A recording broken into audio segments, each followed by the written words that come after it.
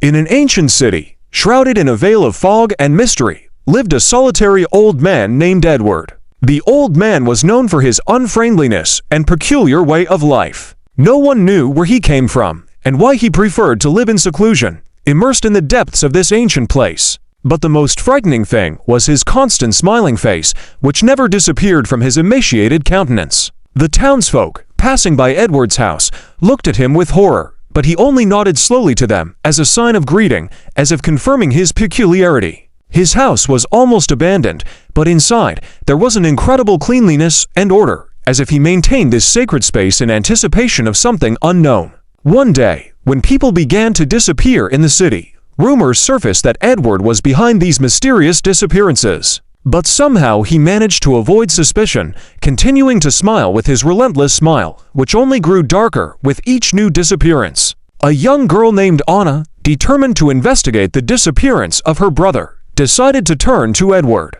Her heart pounded with fear as she knocked on his door, and she felt that every step towards his house was leading her into an abyss. When Edward opened the door, his smile seemed even more piercing, as if he knew why Anna had come. He listened carefully to her story, and then, with a smile, invited her inside. Anna, feeling fear and desperation, agreed, hoping that Edward would help her find her brother. They entered the dark corridor, where the light barely penetrated, and Anna felt the grip of fear.